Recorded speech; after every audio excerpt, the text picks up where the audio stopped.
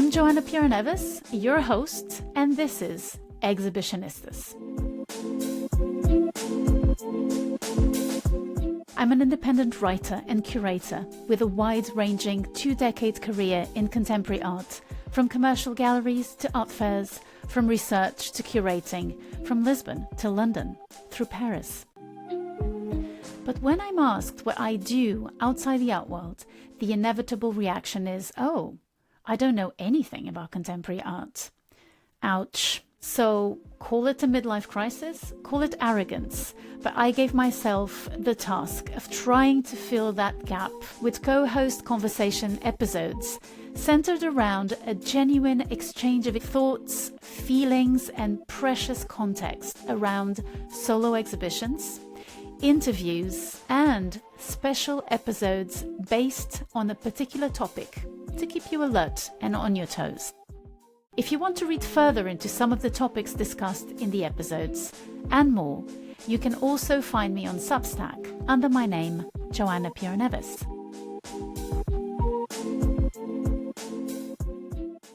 All right, so we're talking about the Ed Atkins exhibition at Tate Britain today. The Tate has several buildings. So there's Tate Liverpool, there's Tate St. Ives, which is a marvel of modernist architecture in Cornwall. And then in London, you have two Tates. So you have Tate Modern, which is dedicated to contemporary international art. And then you have Tate Britain, which is modern and contemporary art for artists based in Britain or British. So that's where we're headed today. And today I have a newcomer, a new co-host. He is my favorite type of co-host because he is an exhibition goer, but he does not work in the contemporary art field. So Nick Taylor is here with me. He's an architect. He did study fine art. He's cheating a little bit, but he's now an architect in West London. So if you're nearby and if you need an architect, he's your person. So Nick, how are you feeling about this? I'm excited. I'm great. I'm happy to be here. You make me sound like a Ghostbuster. Why? If you need someone to help. Who are you gonna call? I seem to remember you telling me that it's your favorite Tate, and even your favorite museum in London. Yes, it's definitely my favorite Tate. Whether or not it's my favorite museum in London is slightly because do you classify the Barbican as a museum? There's a museum in the Barbican. Yeah. So it probably falls short on the museum, but in the rankings of Tate buildings, the Tate Britain is by far my favorite. Yeah. But being an architect, that sounds weird to me because I would think that you would choose Tate Modern as opposed to Tate Britain, which is kind of this imperialistic old building, although it has been renovated in 2013. So why is it so special to you? Yeah, it's a good question. So if you were speaking purely from an architectural point of view, if you were to show me the drawings or the models or the renders and describe the project from as a project, then the Tate Modern is by far the best building of the lot, I think. And okay. Herzog and de Meuron are masters and almost created a new genre of art gallery with the Tate Modern. It was this amazing thing on the South Bank in London. But being a Londoner, my experience is personal, and I started going to the Tate Britain before the Tate Modern was even there, and so my connection to that building is deeply personal. And the Tate Britain was my joy space that I would go to when I needed time alone, time to reflect, time to expand my mind. I have many personal memories of going to this building and leaving a better, happier person. So for that reason, purely romantic, it's my favorite. But then having said that, it's also a great building. It is. It's a great, and I think the dialogue between the traditional building and the new architecture is so. Each time I go there, I find it so successful. It's one of those successful exercises, I think, in architecture. I mean, I don't know if you. I mean, from an architectural point of view, do you agree with that? Absolutely. Yeah. Yeah, absolutely. When you have a building that's so rich in heritage and obviously of its era and its time, and it's such a standout building in itself, I can't imagine the pressure as an architect you would have to then create something new onto that. And what they've achieved is just, it's amazing. By the way, you know, the Tate is 25 years old, so the Tate Modern. Do you remember, because I wasn't here, do you remember as a Londoner, the Tate kind of, you know, the decision to establish it, the building or building it, and then the inauguration? Do you have any memories of that? No, You would have been I 18 was, or 19? yeah, I would have been in my late teens, and I would have been a typical teenage, chasing silly things and just not, not concentrating Not aware. on things coming up. So Tate for me, who?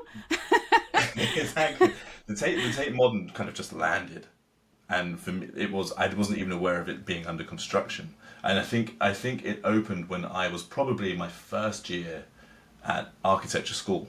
So it was this spaceship that just landed in London. And even at that stage, you know, I was incredibly naive and didn't know anything. So who's it designed by? Herzog and who? Herzog and, you know, it was a complete education for me at that point. Yeah. Yeah, and of course, because it was such a big deal, we then went, visited, studied it, had a look, and so I grew into architecture as the Tate Modern was emerging on the consciousness of everyone who visited. So it's kind of, I think maybe our paths are quite similar in that sense. Shall I go and introduce Ed Atkins to you and to our listeners? So Ed Atkins is a British artist who is a child of the 80s, much like yourself, Nick, and he came of age in the 90s. He now lives in Copenhagen with his partner and his 2 children. But he grew up in a small village near Oxford called Stonesfield. He's a really great writer. I'm reading his book Flowers, so his last book. He talks a little bit about his childhood, also his compulsions, all that glitches in his body. But one of the things that kind of stuck with me while I was researching him was that he would sit at the top of the stairs when his parents left home. He would itemize the number of ways in which they could die and that he could lose them. You know, by all accounts, an anxious kid whose parents were not your regular parents. So his mum was an arts teacher, his dad was a graphic designer, and he has a sense of a certain sadness coming from them because his dad kept insisting that you should follow your vocation, that you should always do what you like for work. You should earn your money and your life through the things that you like doing, because they were both artistic and they both sacrificed their work in order to have a steady job. He talks about his career as being a way for his parents also to make it to Tate Britain, let's say. And so his education was very steeped in arts of all kinds.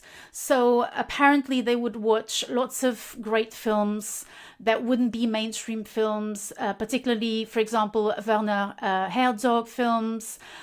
His mum played the piano really beautifully. His dad loved jazz. And in 2009, he was working with Christian Markley. And so Christian Markley is an artist who was then producing a seminal work called The Clock, which was a 24-hour film that was in real time, so 24 hours, and the time was counted in the film through found footage of clocks in films. So what Ed Atkins was doing was trying to find footage of clocks in everywhere.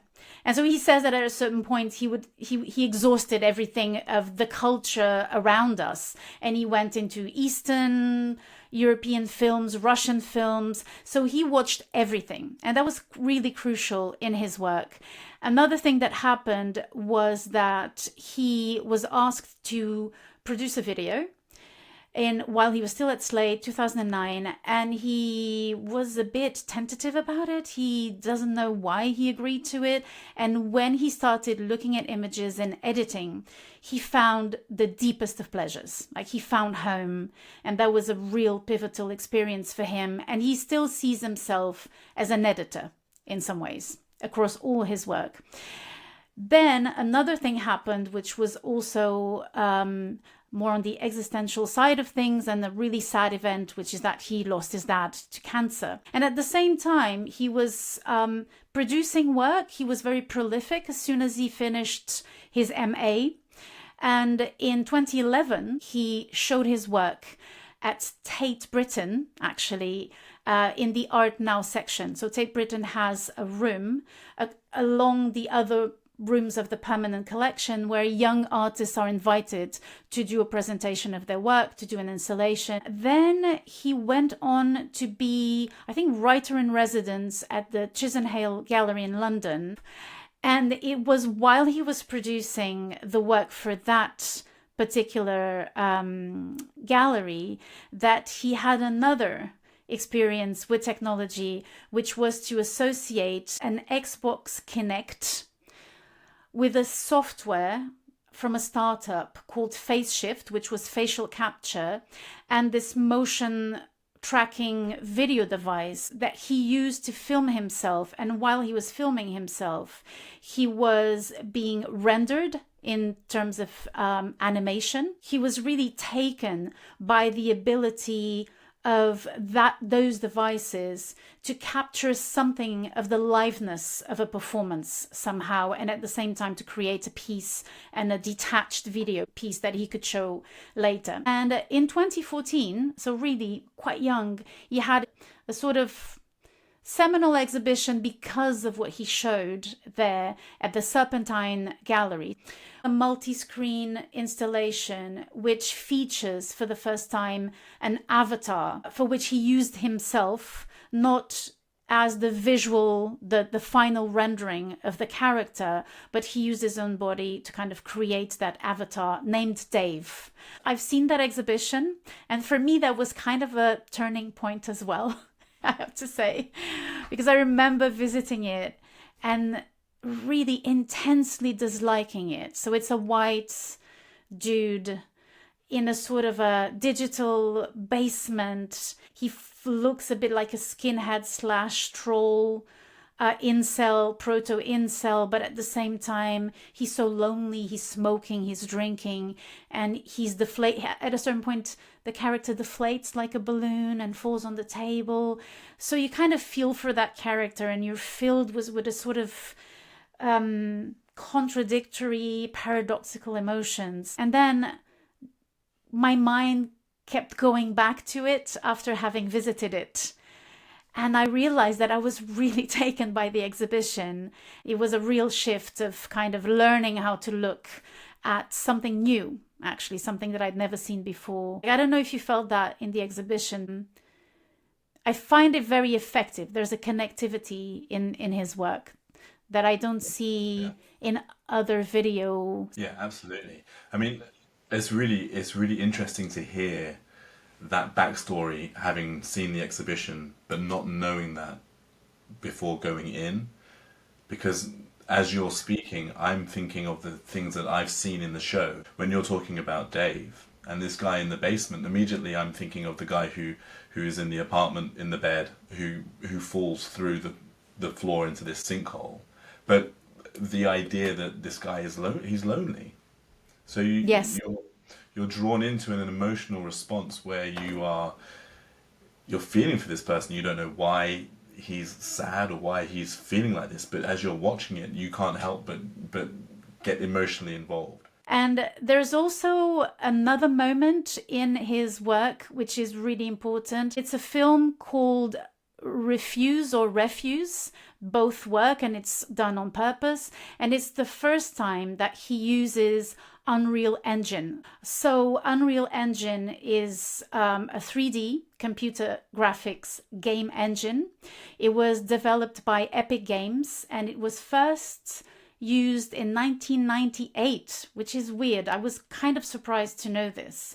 For the purpose of the exhibition, I would say that what I kind of can present as being the main reference points for him would be the editing aspect. And I would venture this, and I'm interested in knowing what you think. I think the edition part is really important, and I see the exhibition as an edition, as an edited form of creating an experience for a viewer, a spectator.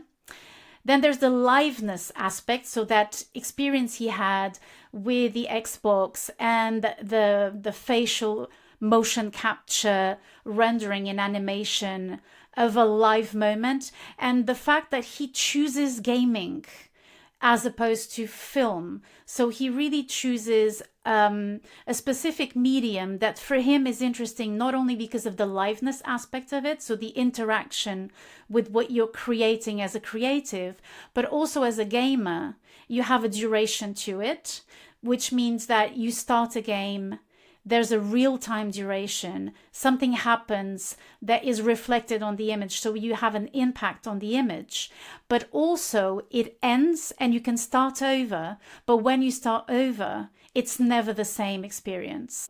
I went to Tate Modern and, realized when I was there that it was at Tate Britain. So I had to go 2 times, and it was interesting because it is true that some things change as you go through the exhibition. And then to end on something a bit different is the reference and the interest he had in experimental theatre. So he did drama at school. So there's this whole line of a specific kind of experimental theatre across the end of the 19th century and the 20th century with Alfred Jarry, who created Ubu King, Ubu Roi. He was really considered a pioneer even for Dada, Surrealism. And then there's Antonin Artaud with the theatre of cruelty, so a notion of theatre as not having to be based on text and being based on the presence and the interaction between what's going on the stage and the spectators. And then you have the theatre of the absurd with Samuel Beckett, who is very well known with his piece Breath, which was based on the breath, on breathing, but also Luigi Pirandello with his famous play called 6 Characters in Search of an Author, and also Beckett. So you always have this idea of absence in the theatre of the absurd. So Godot is not coming in Waiting for Godot. In Pirandello, characters/actors are waiting for the author who doesn't materialize.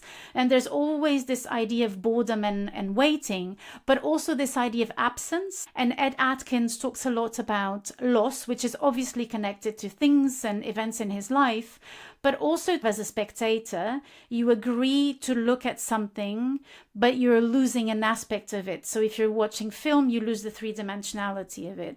If you're watching theater, you lose the connection and the reactivity when you're looking at a person who's talking to you. You can't talk. And finally, there's film. I think I will invite you to lead us into the exhibition. The first space you move into is immediately it's a dark room with music. So it's a nice sensory experience as you're warming up into this thing. And then the first installation is I don't know what it's called, but it was like bedding. It was embroideries, it's called, I think. Of material with the words very, very very, very small. So did you read that those were the writings of his dad's sick diary? And I admit, I was acutely aware that there is a 2-hour film at the end of this where I will have to listen, I will listen to this diary being read. And how did you know that there was that film at the end? Because I'm not a member at Tate Britain, I have to buy the ticket. And when you're on the website buying the ticket, it has showtimes for that film. I had to plan my visit to the exhibition knowing that there are 3 showtimes. I want to get there for one of them, and so working backwards, what time do I need to arrive? So it's a completely different way of going to see an art show where. Absolutely. You can't just... I was in innocent bliss because I have the Tate membership card. They scanned the card, didn't say anything. But that's a completely different experience then, because I was regimented. No, but we'll talk about it. We'll talk about it. Okay. So we're still on Death Mask 2. The Yeah. Scent, and Kerr of 2010. So these are his kind of experimentations with digital editing, film, montage, so high definition videos, basically. And am I right in saying that he doesn't want to display his work in any kind of chronological order? Yeah, he said that he doesn't like the idea of a retrospective, which, kudos to him, because I mean, he's 42 years old. There's no reason. But it's a survey exhibition. It's a mid-career survey exhibition, and that's how we saw it. And not to bury the lead, he did something. You can see that he's uncomfortable with the exercise, but he's very good at deconstructing the rules. And so what he did is, for example, the text at the entrance usually is written by someone who is the person who writes the text for exhibitions. And for those of you who listen regularly to this podcast, I have a bone to pick with them.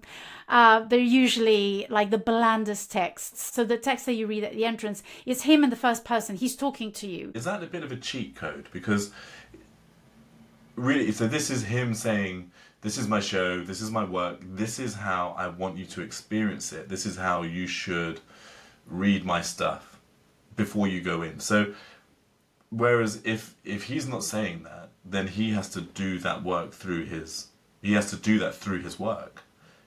Is it not a bit of a cheat to say, go into my show, look at it, and feel like this, or experience it this way? I read a few interviews before going to the show, and I knew that he had kind of fumbled the game. So I can tell you what the text says. So it says, "My life and my work are inextricable.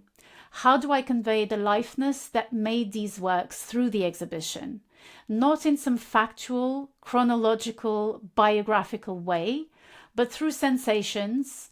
I want it so the more you see, the richer, more complex, less authored, less gettable things become." And it's signed Ed Atkins. And then you have the Tate text, which I am not going to read. Maybe he used this text to kind of to disrupt the following texts, I guess, in some ways. Because when you read... Yeah, it is. Because when you read his text, you don't have a sense of the exhibition at all. So you go through a corridor, and then you get to... Then you're met with... What was the name of this piece? Hisser. You've got 3 screens of different sizes. Each screen is one behind the other, maybe about 3 or 4 meters away from each other, increasing in scale as they go back into the back of the room. Which was, I don't know why, actually. I didn't even question why that was. I just chose a screen and watched that one. But you chose the screen. Really...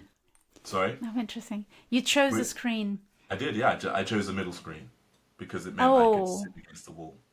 Really? Because for me, it was really playful. So I moved around and I liked to see the repeated image. Because it's always the same film. It's not one of those video installations where you have different videos going on, which always confuses me. I think, yeah, I was focused on the content because I knew that there was a narrative in this. So I wanted to understand the narrative and see, okay, what's happening. Those more kind of morbid thoughts. It's the thought pattern of what would it be like if a sinkhole just swallowed me up or swallowed someone up, and that was the way you went. So when you were talking... Okay, so the video, so the text tells you that this is based on a sort of fait divers that he read about that happened in Florida, where this person was in a room and his whole house was swallowed by a sinkhole. And the person just disappeared. So you know it's not going to end well. You know this. Okay, this is going to be a thing where eventually someone's going to get swallowed. Yeah. So it's like going into a horror film. Yes. Which is really interesting, right? So I'm sat there and I'm watching it, but also in the back of my mind, I'm thinking, knowing now what I've read about the technology and about playing with the reality and I kind of felt like, okay, so this doesn't look like realism. this is almost like naturalism. It's a man in a room, but he is alone, and he is sad. He is. You get all of this stuff, and there's a soundtrack as well, which also pumps these emotions into you. So Yes. you know what you're watching, and Yeah. there are close-ups on his face. So he's singing a song, this sorrowful song, and you don't know why he's singing it or who he's singing it to, but just the emotion gets you. So I forget the name of the cards that the psychologists would famously use. Oh, the Rorschach tests you Yeah, would so have that's what you see. So interpreted. Yes, he's holding the exactly. card. So you're That's it. seeing a close That's up it. of the That's it. card, and you can see his thumb, so you know he's holding it, but the card is kind of oscillating. Yeah. It's vibrating. He's holding it. He's not holding it still. And watching it, I think, is he jerking off to one of those cards? Me too. I thought the same thing, and I thought, how can you show a person holding a card and immediately you know what that person's doing Yeah. in an animation And that then is you hate yourself for thinking it. You think, not why am I me. thinking that? I'm thinking, is there a problem with me? Why am I thinking this? And then you go, and then it pans out and you think, oh, I was right. That is what's happening. For me, it was more confusing because I don't have the appendage. So I was even more It's an abstract disturbed idea. because Yeah. I was thinking, how do I know how subjectively that looks? So you see him at his most intimate, and he's naked a lot of the time. He's got his clothes are on the floor, and you're not sure, is it daytime? Is it the middle of the night? You don't know because the curtains are pulled and it's all artificial light. And There was but then it happens. The sinkhole eats it does, everything up. and it gets pretty violent. Yeah. It's really, and also you're not in the dark anymore. It's very white, and you see the third room, and also there's posters, there's stuff on the walls. So there's a drawing, there's a poster that's really weird of a dog placed upward, and it says fear. And then there's a quote by Helen Keller about fear, which I can't remember, but I took a picture. It says, avoiding danger is no safer in the long run than outright exposure. Life is either a daring adventure or nothing, which sounds in the face of what happened to that poor bloke. You have a glass wall so you can see into the other room where there's two beds and the poster of a little kitten holding on to a branch saying, hang in there, which is so cynical. And then you go into the experimental writing. There's wood panels that will punctuate this first half of the show, and it's called Contemporary Art Writing Daily. And you think, oh, what is this? And so it just says, these texts are by the anonymous writing project Contemporary Arts Writing Daily, CAWD. So it's an entity that's anonymous and writes on commission. And so he commissioned texts to them. And then he says that he described the videos and the thinking behind the videos, sent all of these via email, and asked them to write whatever they wanted in response. And he describes the text by writing, they sent me a backwash of institutional ventriloquism, Wikipedia entries, grotesquerie, and humor. The texts are laser burnt into off-cut bits of museum trash. So this is a real commentary on the institution of the museum, if ever there was one. I'm glad you've explained it to me, because that went over my head. Did it? Yeah, completely. It's another layer of the exhibition, Yeah. for sure. Yeah, because I loved his description of what he got back, but in terms of what it meant on that layer, I didn't get it. it's so interesting because it really is a discourse. I mean, what he writes about what he received could also be a description of museum texts, basically, this sort of ventriloquism, Wikipedia entry, and then the text, like, for example, he has a discarded MDF sort of pulpit on the wall, and engraved on it is the European output of manuscripts from 500 to 1500, and then there's a graph, and that's it, basically, which I find so funny. And it has a lot to do also with technology, because the book was kind of this first mass media technology of communication and information. And so, of course, it's silly and it's stupid, and no one would ever put that. But that's what I would dream to have as exhibition texts. And I don't know if I said this on the podcast or not, but I was really thinking about this, and I was thinking I would just love that one person in the museum really worked with the artists, found out what the project was, and just had a go at it. I think you need that kind of comic relief when you, at the end of this room, which you clearly did not have. And yeah, completely, yeah, because it's such a breakaway from anything you've just seen, to go into that completely different space. Absolutely. Yeah. So you didn't read the text, did you? No, not really, because it was. There are so many. Yeah, there's just too much, and also going back to the whole time thing. Oh, you were in a hurry. Yeah, if I was just wandering around, maybe I would have read them. But I'm thinking, I have another hour and a half before the film starts, or another night. I need to move on. Maybe I'll come back to this, but I never did. So. Because for me, the experience was very much an editing experience, as in you go in, you learn about the dad's cancer. So each screen, each lone standing wall is covered with those embroideries.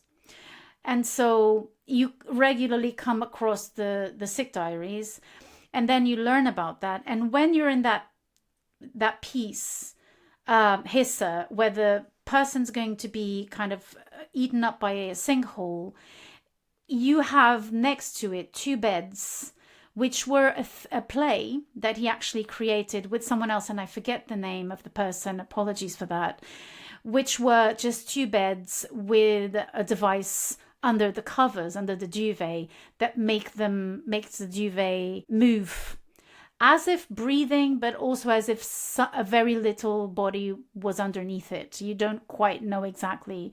So for me, that was kind of the sick bed, the surprise of death. So I was kind of also doing my own film in my own head. And it's the same bed, or a similar bed to the one on the screen. Yes, but also, a white bed.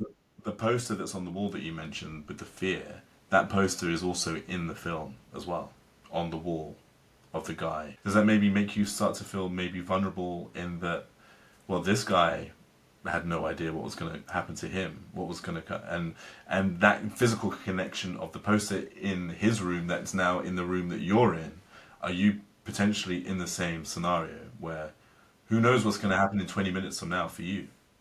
Exactly. Those kinds of faits divers are those kinds of things that you do your best to practice your best cognitive dissonance on, because you don't want to think about those in order to keep on living, right? You have to ignore that shit happens and that you may not be here in 30 seconds.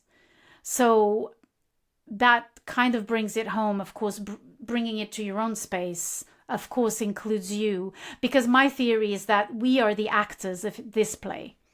So, I mean, one of the possibilities of experiencing the work, because I think it's a very layered exhibition, one of the possibilities is you are the actor in this theatre of the absurd that he's creating. Because Dave, that character at Serpentine, was, for me, the white male threatening dude that you don't want to cross paths with when you're going back home in the dark. You want to avoid that person. But it's also a projection of projections, because he was also using his face, and so there's a thing of otherness and of, oh, he's dealing with his own white male cisgenderness, whatever. And then here it's no longer that. That's we're really not in that sort of more societal exploration of identity. And we're completely in another space, for sure. So we move on to the other room that we can see a little bit of, and it's really full. It's so crowded. Yeah, so you're snaking through this zigzag maze-like route, and these costumes, there must be, I think, 3 layers going, 3 yeah, three Yeah. tiers of Yes. clothes rails with so many costumes, and right the way up to the ceiling. It makes you feel tiny. But you feel like you're walking through maybe the back of an opera house. But so many costumes, but whilst you're walking through your gaze is forced into the path that you're traveling, and there are screens at the end of each of these corridors with what looks like a 90s computer game, or maybe an early 2000s computer game.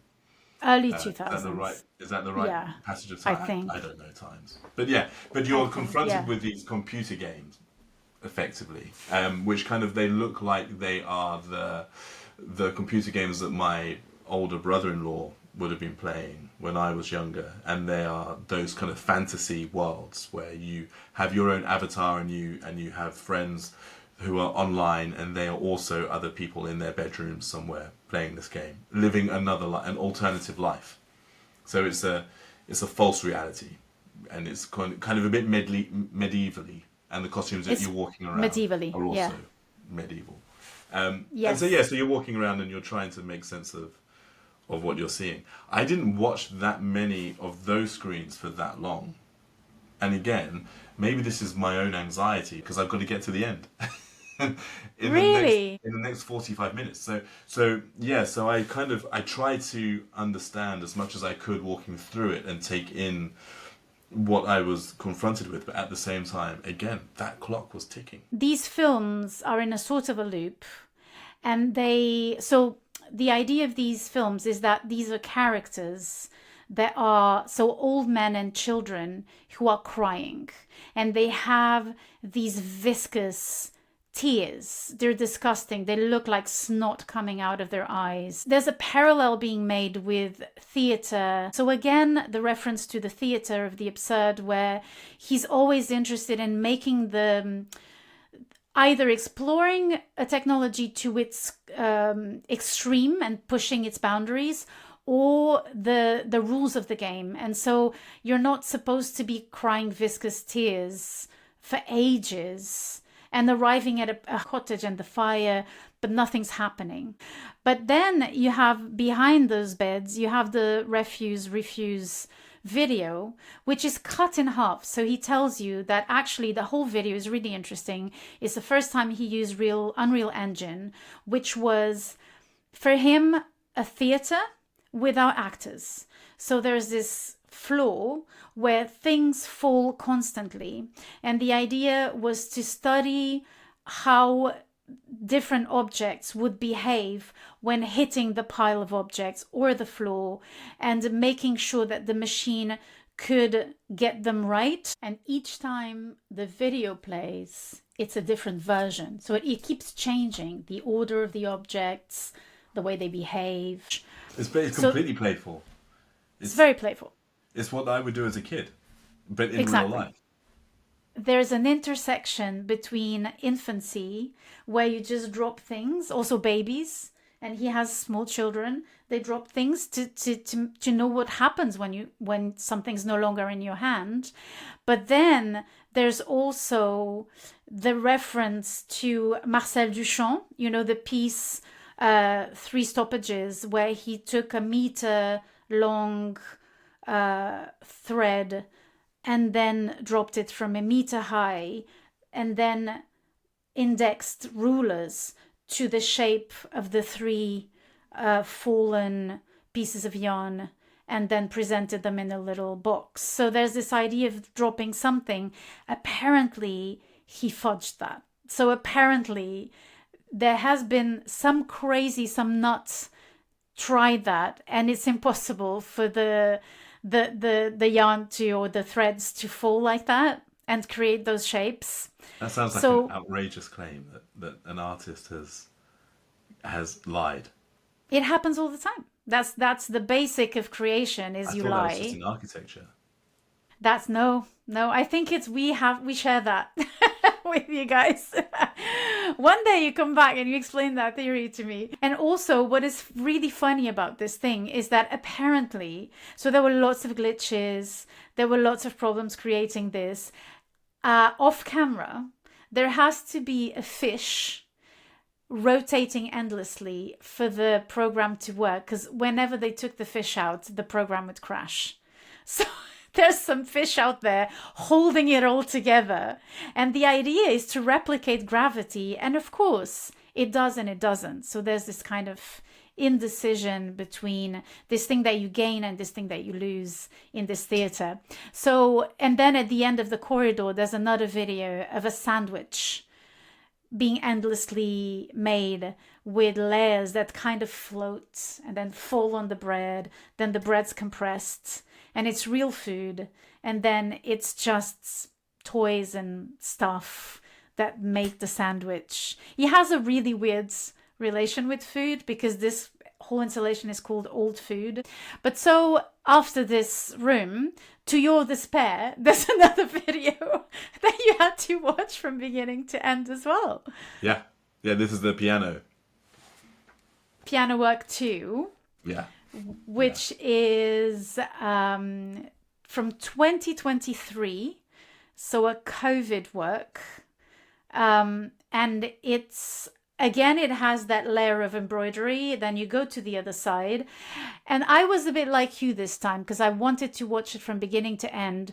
And I did notice that people would sit, watch for a bit, and then leave. And he did the show really well because, of course, I know what he looks like because I've seen videos of his and I've done research on him, I work in the art field, so we kind of know what he looks like, but your regular museum goer doesn't. And so the Polaroids, as you call them, in the entrance show his face. Then there's drawings all across the exhibition, red drawings, self-portraits of him either in really awkward positions, usually his head like he's dead. It's a bit cadaverous kind of drawing. Or on spiders, his head on spider bodies. And then here you finally meet him whole. It's the whole Ed Atkins, but rendered, animated. So he had to sit in a room in Berlin during the pandemic with a team in the other room wearing a sort of onesie, really uncomfortable. He had to have an iPhone kind of on in front of his face, and it actually is a performance. So he performs it's a minimalist piece of music that is like 486 times the same note, and you have to count the silence in between each note. So he's very nervous, but it's not him, but it's him. Yeah. So, but did you get to watch the whole video? Not the whole thing. I couldn't watch the whole thing. So I was one of those people who walked in, sat down for a bit. I recognized it as him instantly, which is great. And it's really clever the way that you've described how he did that, because without even realizing, you instantly know, okay, this is him. And I did remember in the foyer before you go into the show, you see a photo of him with the iPhone on his head. So yes. you know. Oh, I know how they created this. It's not a secret. Yes, exactly. It's part of it. And again, just the emotion, the facial stuff. It's a human being, and it is him, but it's him. Yeah. But it's not, and I liked it, but I didn't love it as much as the other stuff. But it was just another layer. But it moved me on to the next room, which then I really liked. So I have a quote of his about seeing himself. So that's from Flowers, from his book. So his last book that he just published, it just came out. And so he says, the final renderings very like me, but unlike with a photo, I don't find it paralyzingly repulsive. I find it fascinatingly so. And the difference between kinds of repulsion is very important to me. It describes me. The doubles and effigy I want to make suffer in my steed. I find it liberating to be able to do something about the repulsiveness rather than be stalled by my being inside of myself and incapable of apprehending myself. So it's really interesting because he talks about this idea of being imprisoned in your own body, which I very much relate to. I have a very peculiar relationship to having a body. And my daughter actually she kind of records sentences of stupid or funny things we say. And there's one of me saying like, I hate the material world. Why do we have to be material? Like a rant of some kind that I very regularly go on. And also this idea that he talks a lot about, which is that he loves not working with actors because these characters, he can make them suffer. They can be his victims. Is he talking about an urge to want to make someone suffer that he has? Or is he saying that we all have this urge? You're in a world where the rules are different. And so like making a painting, anything can happen. And he says in an interview recently in Freeze, technology can enable access to a different version of yourself. So you can play out your fantasies, but those fantasies also exist because there's this virtual world. So you skipped that really quickly. And then you moved on to the following room and to your increasing despair. There were other films in there. This room was dominant for me. This room was dominated by the big empty ply box that was in the center of the room. Oh, yes. As you move in there, there's just this big empty void, which was fascinating for me because it's a room in a room, and I'm a sucker for anything which is spatial, architectural. So I'm drawn to this, and I want to know, what is this? Why is this here? And then you can't step into it. Yeah, I read that. I walked right up to it and then read on the floor, "Do not touch." And you're like, this is not architecture. That's the limit of the exercise. It's contemporary art. Exactly. And I'm trying to remember the name of the artist, and it's completely escaped me. Incredibly. The name of the artist. Anthony Gormley. Oh, it's a bit yes. A bit Gormley-esque because you're in the Tate. You don't think so? In the Tate, all the rooms are huge. Of course they are. The ceiling is about 6 meters away from your head. And within this space, you've now created a smaller space that relates directly to your human scale, that automatically now, where you were feeling like this small entity moving through, now you're a big thing in this. I see. In this, so yeah, to me that brought me right back to, okay, now I'm my human scale again, and that was my first experience of that room, was seeing this thing. That's so interesting because I've seen that piece before. So this is the installation of the video Worm. So there's a projection on the other side that we'll talk about, that you experience as an empty room before coming in. And I saw it for the first time 3 years ago or 2 years ago at Cabinet, his gallery in London. And I remember not really getting it, like not the not gettedness of it. And it's funny that you, on the other hand, kind of go like, oh, I read this. I know how to read this. This is what it's bringing me back to my own scale. And I honestly did not get that at all. That's so interesting. Maybe I just got lost in the familiarity of it, and that's my own failing. No. Everything's valid as an experience. Well, it's not. Just you didn't get lost in anything. Point, everything is challenging. Is challenging me to understand or to read into something or to perceive something, but it's work. You're not just completely relaxed as you're walking through. You're thinking and you're trying to engage with something. And then I come into this room and it's like, maybe this was my relief in that. Okay, I get this. It's that familiarity to it, and that's why as soon as I saw it, I thought, If you're here, you're probably enjoying the episode. So if you think someone else might enjoy it too, by all means, share it. Don't forget to rate and follow Exhibitionistas. It seems trivial, but it can make a difference. All kinds of support count and contribute to more investigation and better episodes.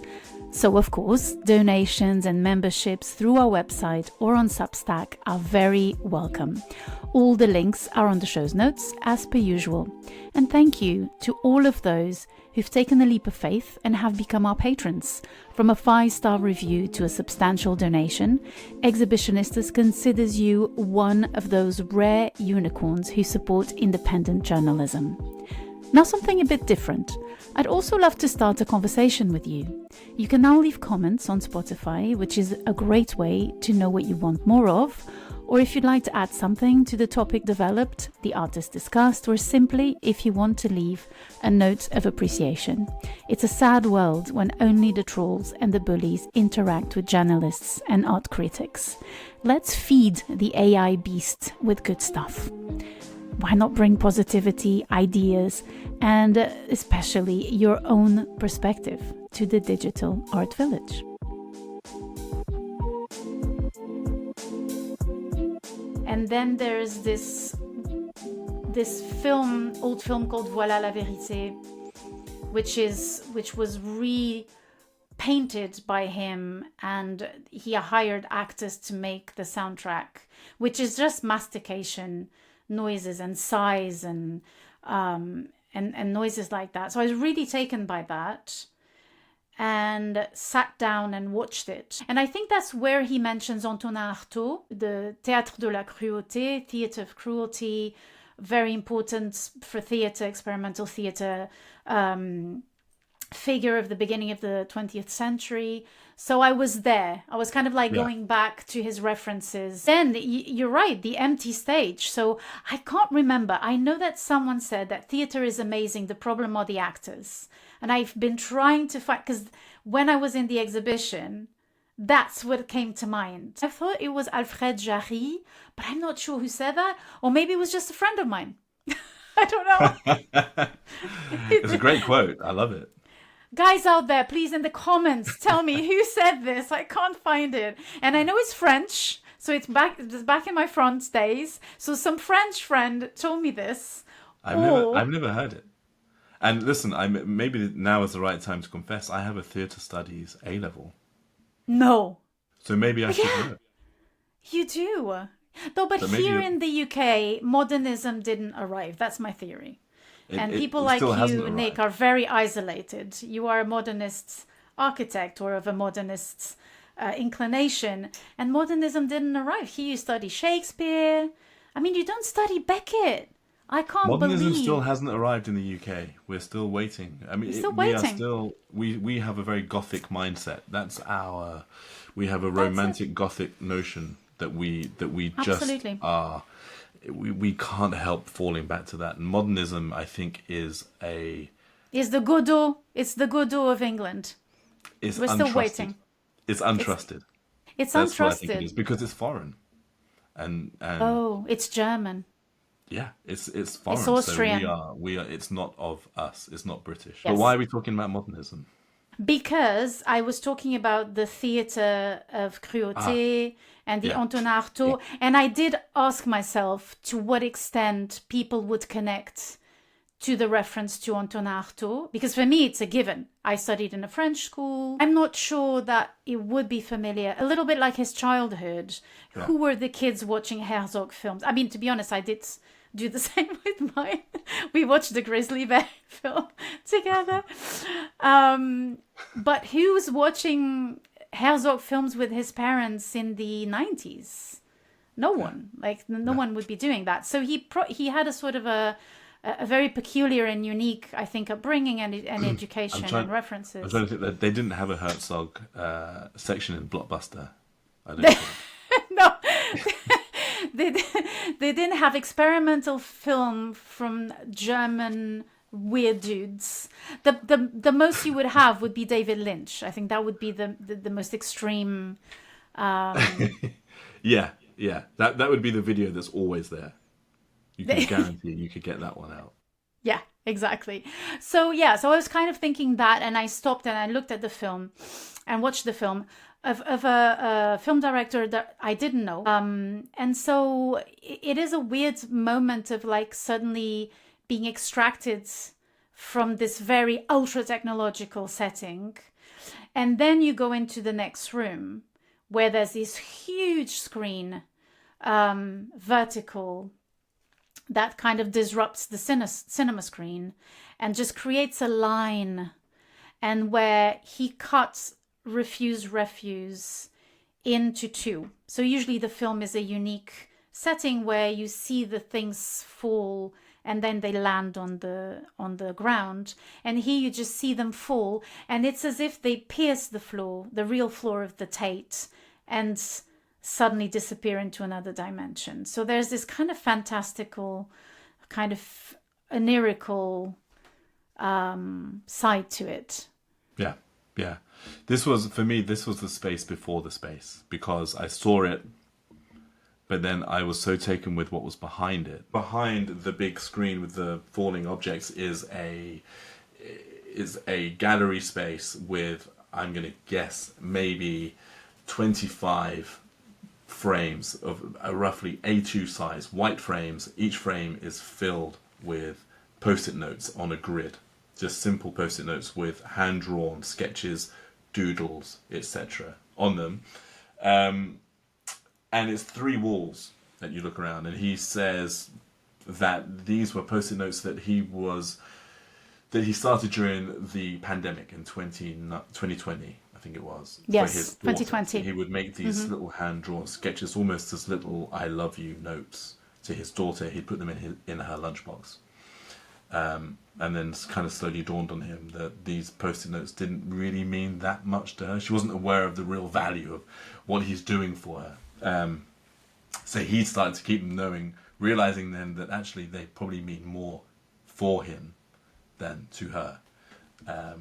But I think it's kind of, so if I understand it correctly, he's talking about at that strange time when a lot of people found that they had more time on their hands, and the world shrank. So his world shrank down to these post-it notes because his work I don't know if his work stopped, but he found he had more time, and some of these drawings would have taken a very long time. They're not simple, quick doodles of a stick man or a whatever person doing. These are mini pieces. I love them. And you could only really do that during lockdown. Yeah, unless that was your job to do that. I mean, I loved it because on one level, absolutely loved it on one level because of the richness of the work, just the breadth of what he's drawing and the randomness and the trying to understand where has this image come from, why is it, and then realizing maybe you will never know where that came from, and he probably doesn't know. It's a mind dump.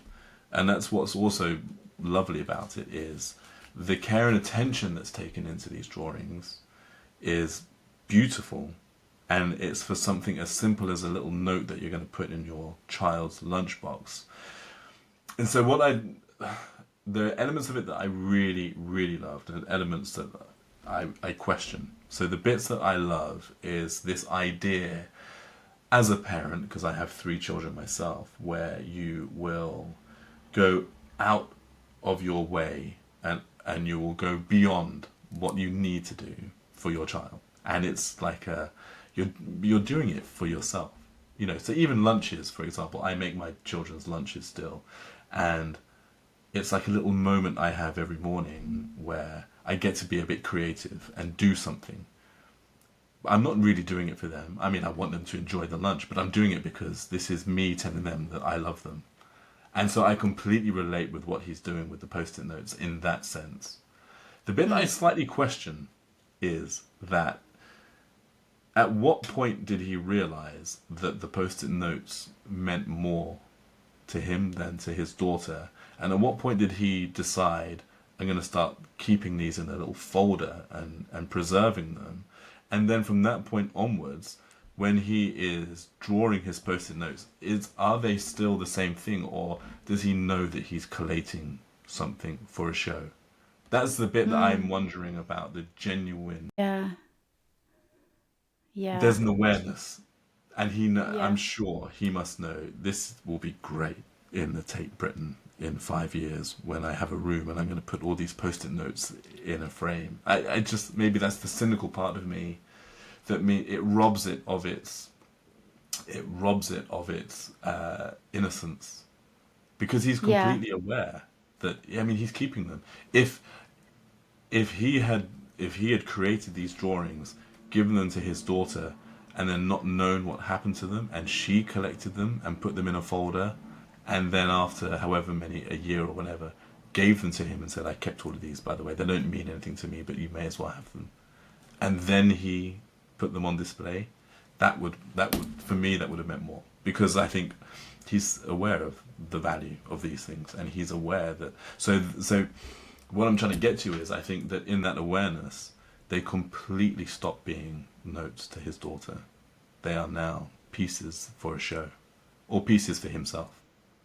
It's funny you say that, because he says that this is his best piece. For him, it's the best work. And I wondered if it was because it was a moment where he wasn't making art. In my mind, I thought, oh, he liked these because, of course, what you're drawing is always informed by, you're making jokes to yourself, obviously. And so it's still informed by the same things as the other pieces in the show are. I like that moment of awareness. First of all, because it's a father talking about being a dad and being a good dad, which is so rare in any exhibition, in any film that you might watch. They're like good dads, or dads that just do, something for the enjoyment of it and not because their wives told them to do. It's so rare that in itself is a beautiful thing. And also it's a parent like his dad and his mum who's communicating with the daughter through his own passion, because he loves drawing, and also through the passion of his parents. So it's almost a generational thing that he's giving to his daughter. And I think the piece is about the disconnect. It talks about this gesture as utterly devotional. That's the expression on the wall. And for me, the show then shifted, and it became about him as a son, as a child, and as a parent now, and us as the children as well, or the parents. And suddenly you're playing another role, because everyone has a carer, or the absence of a parent. You might be a teacher who has a connection to the other generation. So for me, it became about this utter devotion that you have in certain moments of intense consciousness or of obligation or responsibility towards others. And I also saw the exhibition as his responsibility towards his parents, which is a displaced and indefensible responsibility, but that he has nonetheless, because there's a painting of his dad in the exhibition. And the next work is also his mum's voice. So at this point, it became too much about him. I wondered, my question was, I am so full of Ed Atkins's pathos. Like, do I want to carry this person's pathos as much? But then, so how did you move because this is the last bit of the show. Okay, so go from my memory, you then go into the Sky News room. Into the room. No, there's the film. There's a film before. Or is it the Sky News? You have to walk in and then out of spaces at this point, right? Yeah. You go in and out of the posted space, and then there's the major space, and then there's a feature film, and I have no idea where that was and how I got there. Well, I got lost trying to get out because I Me couldn't... too. Oh, okay, it wasn't just me. But you know what happened to me in the Hissa room? No. Okay, so I leaned onto the wall, as you would do when you were watching the screen, and then suddenly I fall into the next room of the temporary exhibition. So I had my sinkhole moment where the door dematerialized, and suddenly I saw Damien Hirst's shark, which is very appropriate, by the way, for That's theme. Fantastic.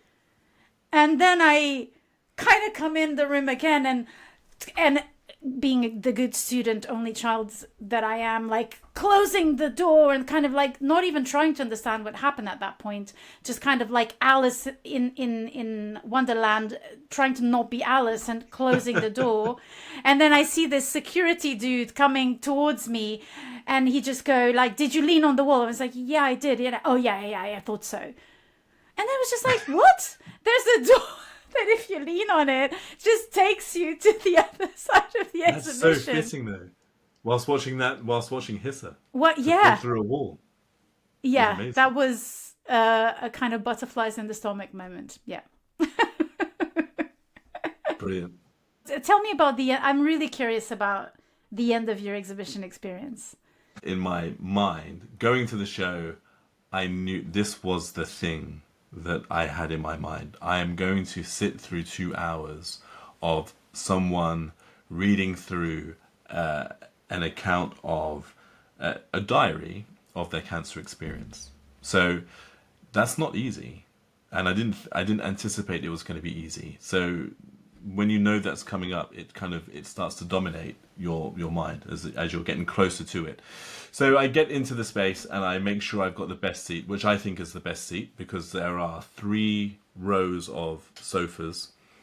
It's like a cinema. It's a nice, lovely, big black room with great acoustics, a huge screen at the front, and then it's like a posh cinema, 3 rows of black sofas. So I, of course, am sitting on the back row at the center of the screen, get myself comfortable, and the film starts. And so the film's called Nurses Come and Go, but None for Me. It was produced by the Hartwig Art Foundation, and it has actors, like really great actors as well. I love Toby Jones and Saskia Reeves. Toby Jones, yeah, both amazing of them I love. actors. So that relaxed me as well, because it's like your aunt and your uncle have just walked in on the screen, and you know that you're going to be looked after. They're going to take care of you. But they're also playing a sick joke on you. I know, yeah, there is that, but there is that. So I discovered it. I was like, oh, there's a feature film. I see the times. I'm like, fuck, again, like I need to come a third time, because this was my second visit. And I was just like, shit, got had again. I need to come back. I don't have 2 hours ahead of me, because the film lasts for 2 hours, right? I mean, or an hour and a half, or it's a feature film. And it's so it's a performative piece, and there's a reason why it's so long. It's the actors performing for 6 or 7 or 8 people, young people in front of them, sitting on chairs. So it's Toby Jones reading the sick diaries and Saskia Reeves in the back. He just said that he creates these animations so that he can do whatever he wants to them. And now he has real actors. It was as if we've come to a point in the technology that everything is so, the deep fakes, everything is so realistic that there's no point anymore in using that technology, and so now you go to real bodies. Yeah, but that's yeah. But they're also playing a very different role to the characters in his earlier films with the technology, because they're not really showing the emotion. They're reading the emotion, or Toby Jones is reading the emotion, but it's not his emotion. True. So he's just relaying to you in actually quite a it's very clever, because what he's saying is very moving, but he's not moved. Saskia Reeves did you see the beginning of the film? No, I saw the end where they play. So there's 2 bits. So they read the sick diaries, and then the end is Saskia Reeves is actually his daughter, and they perform the games that Ed Atkins plays with his daughter, which is the ambulance games or something. She's the nurse and he's the patient. Yeah. So, but at the very beginning of the film, you see them welcoming in the audience is very young. I would say they're probably mid to late teens, maybe a few early 20s. I'm not sure, but there's definitely, they are the children in the room, if you like, and the grown-ups in the room are Toby Jones and Saskia Reeves, and you see them welcome them in, and it's all very polite and nice. And so in that sense, you are presented the two grown-ups in a room as the host. With the artifice, yeah. Exactly. So then automatically they are the parents in my mind. And so I found Saskia Reeves' response to the retelling of the diary, or the reading of the diary, really interesting in contrast to the audience, the younger audience that you're watching, hearing it. Because if she is the mum, or maybe she's not the mum, maybe she's just another grown-up who is closer to the experience just by her age and her stage in life than these younger people listening to what becomes quite it starts off being sad, it starts off being a bit desperate, and then it becomes a bit more horrific.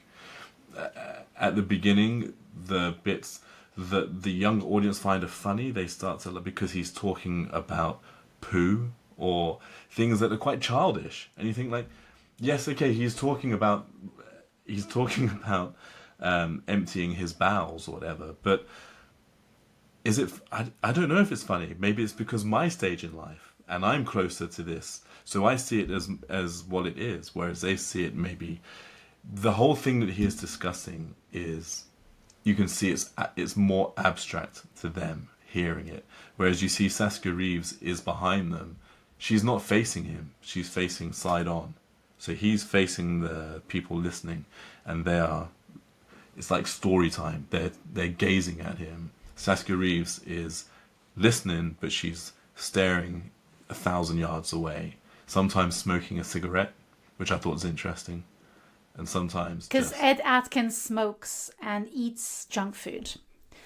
But he talks a lot about that in Flowers. He has these really disgusting habit. Yeah, the silk cut cigarettes in the Worm video is his. Yeah. He has these very unhealthy habits. Do you know, as a film, I went in there with, I wouldn't say trepidation, but certainly a wondering of how I'm going to do this. How am I going to fare in this? And it was remarkably, I'm not going to say easy. It was remarkably possible. You could do it. Yeah. And it's okay. And you did, by the end of it, you went on the journey. It's literally, it's just a guy sitting on a chair reading diary entries from how he feels every day and the treatments, and sometimes it's going into details about the certain nurses that he likes or the nurses that he doesn't like. So you get the day-to-day sense of what he's going through, and of course it gets worse and worse and worse, and then they play the game.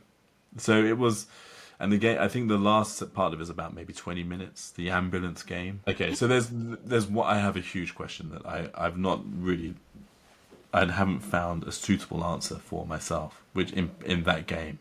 So the whole way through the whole retelling of the diary, you're watching Toby Jones read the diary, but you're also watching the audience, the camera, because again, it's great editing, the way that it's shot. So you're watching the close-ups on the people as they're responding to what they're hearing, and then they play the game, and it's kind of more of the same thing going on, but it's an absurd piece of acting because they are now children. I suppose Toby Jones is playing an older person pretending to be a child, if that makes sense, if he's the dad. There is a moment in the ambulance game where, so maybe I should just briefly explain. Toby Jones is lying on the floor saying what's wrong with him. He has got a problem, and Saskia Reeves, the ambulance driver, stroke medic, stroke nurse, stroke doctor, surgeon, physician, whatever, is looking for all these various cures for all these things that are wrong with him. There is a moment where she covers him because she realizes this is bleak and there's only one treatment left for you, and she covers him with these paper towels, almost like he is deceased, he's dead. In that moment when she's doing that, as the camera kind of pans out, you realize the room is now empty and the younger audience are no longer in their chairs. And I'm thinking, has he died? Is this a preparation for someone for burial or whatever? And she does all of that, and then as the camera then pans back out to another view, you see, everyone's back in the room again. So for that brief moment, the room was empty, and I don't know why. I think it's about the missed encounters in presence. You're with the person. And then that moment when they're not there is a moment where it's the sinkhole moment, isn't it? Is that singularity where as because those diaries, mind you, were read to the family. So the family would read them, or he would read them to the family. So it wasn't like a private diary. They were an incredible family. They kind of could connect like that. And then it's also the portrait of this intergenerational impossibility of ever really being on the same level. So I don't know, there was this kind of disconnect and the singularity in the moment of death where it happens to you. It's not going to happen to anyone else. But it's also absurd. The thing in the exhibition, and we talked a little bit about it before, but to make it quick, is that you didn't know, you were a bit befuddled by people's behavior in relation to moving image in the exhibition. So it's a problem, I would say, or it's an issue in exhibitions, because when you go to the Tate, you kind of feel like, okay, I'll be there 1 hour tops. You kind of go through the rooms. The poor people who went there and then decided to have lunch together, they will not, because they won't have time, you know. And the thing is that in contemporary art, and you asked me the question, and I was really surprised about that because I thought it was a given. You're not supposed to watch from beginning to end. And it was so cute when you said, like, I was so lucky I got there in the beginning of the video, which for me is not an issue at all, because there's this kind of tacit rule of this is for you to experience, go through, come back if you want, stay if you want, watch the whole thing. But then I got to piano work too, and I thought, this is a performance, you have to watch it from beginning to end, makes no sense. So there's the intersection of cinema and performance through theatre. And I was a bit annoyed when I got to the end, and I was like, I don't have time to watch the whole of it. And I really want to watch it whole, because being bored is part of it. It's part of a performative piece. That moment where you're kind of like, oh, and you're almost falling asleep, and then something wakes you up. You feel real time. That's the purpose of it. Yeah, and in absolutely. that way, it's a very traditional piece of avant-garde, you know, theatre, film, Warholian, if you will, whatever. And it's the second time that I'm kind of led to say in the podcast, like, this ticket, the same with Marina Abramovich at the Royal Academy, should be valid for 3 visits, because then you have Worm, and then you have Sky News live with no without sound and with no I thought there was sound. subtitles. Was there sound? I thought there was sound. Oh, there's sound, but there's no subtitles. Yeah. I think that's the thing. I thought the Sky News thing was really interesting in the context of you seeing it before you go into the film about the dad, the 2-hour film, and then seeing it. You have to see it again when you come out. Yeah. Because the very thing about this rolling news that never sleeps, it never stops. It just goes round and round and round. It's this monster that will never sleep. And then you go into watch this film where someone dies, and then you come out and the monster is still there. And this idea, for me, I always feel that when you die, the world should stop. The world should at least pause. But it never does. You know, the day after you die, everything carries on as if you were never here. And that idea for me of, you know, when someone dies, for the people connected, it can be the most either horrific or seismic thing in someone's life. It could be a marker in their life. But for the world, it's just another day. There's no mention of it. It doesn't change anything. And so that, for me, that Sky News being where it was, and the way you experienced it before and after, was it highlighted the things that you already know, that this thing is relentless. And also the Sky News or any like news channel glitches, because there's a moment where it either repeats, but also there's moments where you need image, and that really annoys me, and that's why I don't watch news. Most of it I read. You have to fill in the holes. Like you have either to produce a completely absurd image that has nothing to do with what you're talking about, and then you have the scrolling texts underneath that has nothing to do with the news, and there's this glitchy body of news. And that takes me to something that I didn't say about Ed Atkins, which is that a lot of the things that you see, he doesn't do himself. He's not a geek. He has people do the stuff for him.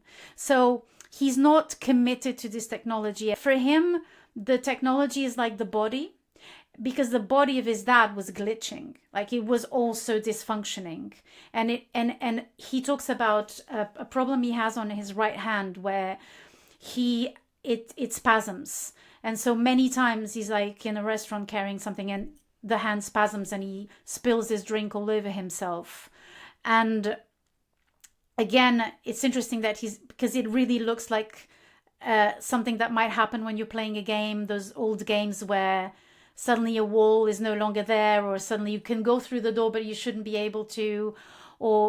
And for him, he really talks about these technologies as the interesting sort of delirium of what the body can be and do, and also the same and carrying the same flaws and the same defects that you will find in a body, but in a completely different context that then kind of creates a critical distance or an emotional distance or a sentimental distance. But then that distance is filled with melancholia. Tell me, was the exhibition an enjoyable experience? Was the podcast an enjoyable? Will you be back? I loved it. I've loved every element of that. I think that it was a very enjoyable experience because when is it not enjoyable to go to an art gallery? Even the ones that you don't connect with, the whole thing is still enjoyable. Surely that's why you go. Because it's not guaranteed every time you go that you're going to love what you see. So you're not going there, from my experience, you're not going there to love something you're going there to ask yourself questions. So even the fact, maybe the question, was it enjoyable, is irrelevant because it's always enjoyable, I think. And as for talking with you, it's a delight. Always a delight. There I was fishing for that one. You have to say that while you're being recorded. I do but we'll have have the true talk behind it. But anyway, thank you so much, Nick. Thank you for doing this with me. It was a real pleasure. And thank you, listeners, for being out there and sticking to the very end. This was a very long episode. Thank you all. This episode was recorded on the 12th of May of 2025. My co-host was the lovely Nick Taylor, and we talked about Ed Atkins's exhibition, which has no title. It's just his name, Ed Atkins. It takes place at Tate Britain, and it's on until the 25th of August, so you have plenty of time to visit it. The research assistant for this episode was Sehej Malik, and the music is by Sartan, as ever. Thank you so much for sticking with us. Don't forget to sign up for the newsletter. Follow us on Instagram if you want to see images. If you want to see the backstage of the podcast, I won't tell you more. Go and check it out. There's lots still to discover that you don't get just by listening to the episode, and it can kind of light up your day, and it can also provide a lot of images for what we're talking about. If you're a visual person, don't forget there's the Instagram account. There's also Spotify video, so you can watch it on Spotify. If your telly has the app Spotify, you can watch it on your telly. It's so embarrassing to be out there in your homes, but it's so lovely to be in your eardrums. So thank you so much for being here. Thank you for supporting us, and take care. Bye bye.